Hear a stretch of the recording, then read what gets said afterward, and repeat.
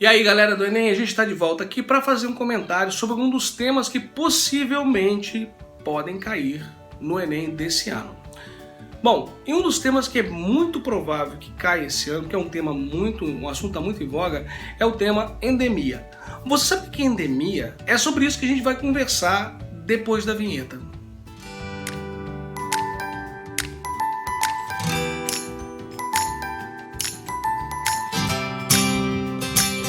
Uma palavra de origem grega que significa algo que vem proveniente de um povo. Demia vem de demos, é um radical que significa povo. Há um tipo de alguma doença, alguma coisa que sai originária de um povo e se espalha por outros lugares.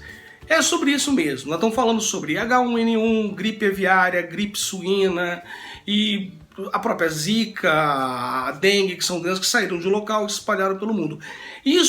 Essas são chamadas endemias, as doenças que se espalham. E hoje em dia é muito complicado você lidar com essa questão, porque antigamente para o camarada sair da Europa e vir para o Brasil, você demorava meses para o cara chegar, 2 meses, às vezes 3 meses, que vinha de barco e tudo mais.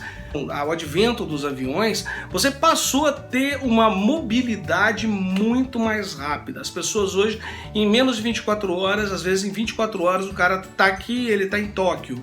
Eu sempre digo para os meus alunos que não existe muita complexidade nessa coisa de você tratar um tema de redação. Na verdade, você pode tratar um tema sobre 2 focos. Lembra que o texto do Enem é dissertativo argumentativo. Quer dizer, dissertativo porque tem a estrutura de uma dissertação, quer dizer, início, meio e fim.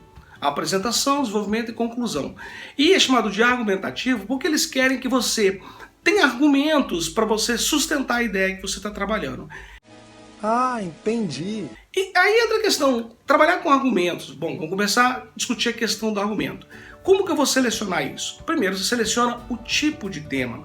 E eu posso dizer para você que basicamente há 2 tipos de tema dentro dessa linha. São os temas que você trabalha com causa e consequência e os temas que você trabalha com lados positivo e negativo. Você trabalha considerando um lado e considerando o outro lado também. Vou dar um exemplo para vocês.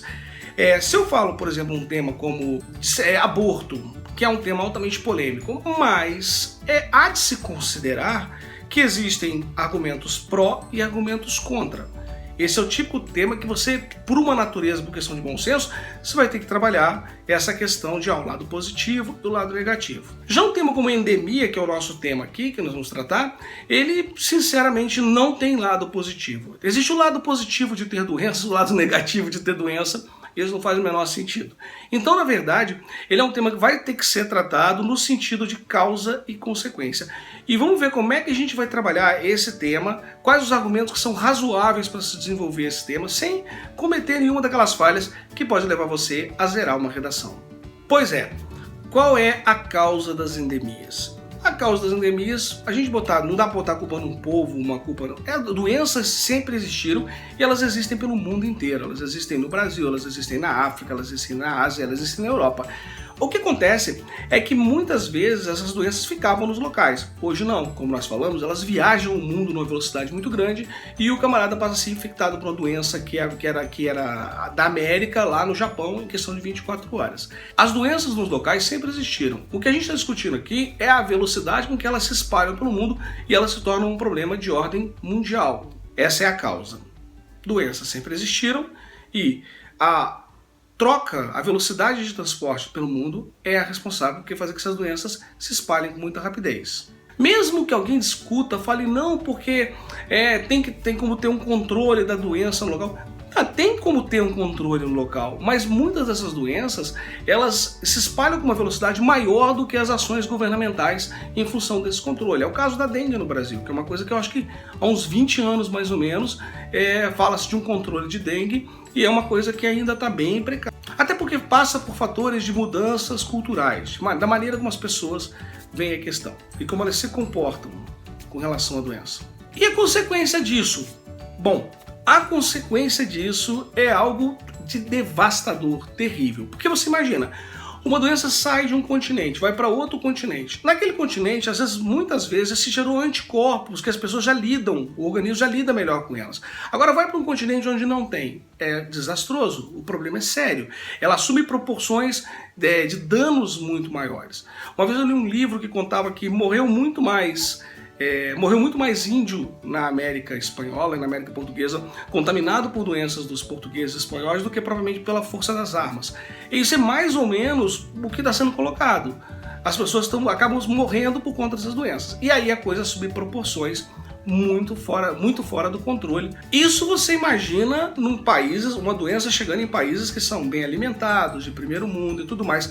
Agora imagina uma doença dessa que se alastra num país que é marcado pela fome, por guerras civis, como na África. Vai ser um desastre. Você vai ter uma quantidade, a letalidade de uma doença dessa é um negócio absurdo, vai morrer muito mais gente. E qual poderia ser a sua proposta de intervenção? Na verdade, só existe duas coisas que podem ser feitas de maneira razoável. Uma é uma espécie de reunião dos países para que a doença seja um problema da América, seja um problema da Europa, seja um problema da Ásia, de todo mundo. As pessoas têm que estar conscientes de que o mundo hoje já não é mais tão distante. O mundo encolheu, entre aspas. O mundo hoje as pessoas se deslocam muito rápido e um problema pode se tornar dele no momento seguinte. E a partir daí, um investimento na pesquisa do combate à doença. As pessoas também têm que pensar, num primeiro momento, de um controle de fronteira. É muito difícil você fazer esse controle de fronteiras, muitas pessoas até levantam, falar a questão de discriminação e tudo mais. Não, mas não é um controle étnico, não é um controle de saúde, para que você verifique quem entra, quem sai, a saúde dessas pessoas, desenvolvendo obviamente mecanismos para que você possa identificar o problema e automaticamente você conseguir controlar essa expansão da doença, controlar com que ela se espalhe. Mas nada disso vai ter utilidade nenhuma se você não vai lá no item 1 que nós falamos da proposta de intervenção sua, que é que os países têm que se reunir para entender que doenças da humanidade são problemas de doenças da humanidade. O cara que tem uma doença lá no Congo, lá na África, lá na Nigéria, não é uma doença da Nigéria, é uma doença do mundo. Porque aquela doença pode, de um instante para outro. A gente viu isso com a questão do Ebola, um pânico absoluto, e as pessoas tiveram que se mobilizar nesse sentido.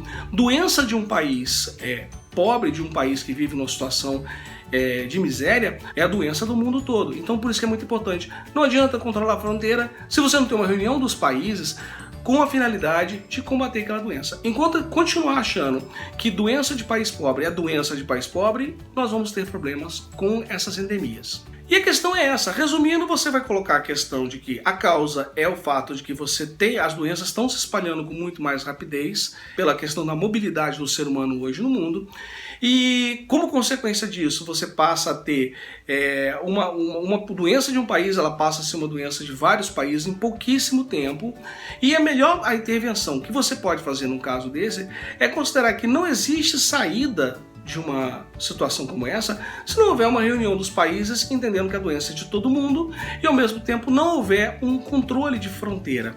O controle retém no primeiro momento, mas só resolve mesmo quando todo mundo entende que doença de um país pobre, por exemplo, não é de um país pobre, é de todo mundo. E é isso. Se você gostou desse vídeo, deixa um like, deixa um curtir, compartilha com os amigos, isso é muito legal. E aproveita para conhecer o nosso outro canal, que também fala de curiosidades da língua portuguesa, que é o Falando de Língua. O link dele está aqui para você clicar. Clica, visita a gente, assina. Vai ser um prazer tê-lo lá como nosso assinante. Um abraço e até o próximo vídeo. Quando alguém fala que uma pessoa mora longe, muito longe, normalmente ela diz: fulano mora lá onde Judas perdeu as botas. Mas você parou para pensar de onde vem essa expressão de Judas perdeu as botas? É para isso que a gente está aqui e nós vamos contar a história dessa expressão depois da vinheta.